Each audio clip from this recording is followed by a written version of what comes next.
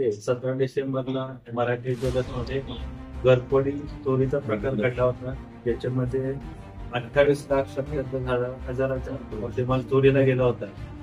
त्या नौपाड्याच्या गुन्ह्यामध्ये गुन्हे शाखेचे अन्यविरोधी पथकाचे प्रमुख एसीपी शेखर बागडे, त्याचबरोबर एसीपी डिटेक्शन 2 श्री डोंगरे, अन्यविरोधी पथकाचे अधिकारी, मध्यवर्ती कक्षाचे अंक अधिकारी PI Shinde, PI Narendra Pawar, API Sunil Tarmale, API Shrikrishna Gore, API Bhushan Kapadnis, PSI Vijay Rathod, PSI Tawde आणि पीएसआय दीपक पाटील आणि त्यांचे सर्व सहकारी पोलीस अंमलदार यांनी सदर गुन्ह्याचा समांतर तपास करून त्यामध्ये अद्याप 5 संशयित आरोपींना अटक करण्यात आलेली आहे.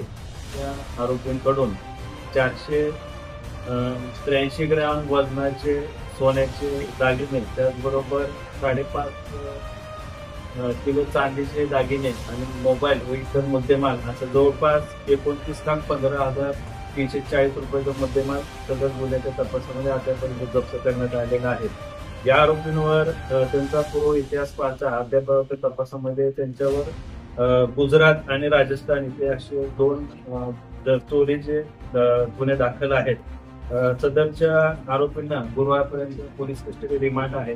या गुन्ह्यामध्ये अजून या आरोपींचे अशा प्रकारचे गुन्हे पोलीस ठाण्याच्या आयुक्तालयाच्या हद्दीत किंवा महाराष्ट्रात, राज्यामध्ये, देशामध्ये इतर ठिकाणी गेले आहेत, तर त्या अनुषंगाने देखील आमचा तपास सुरू आहे.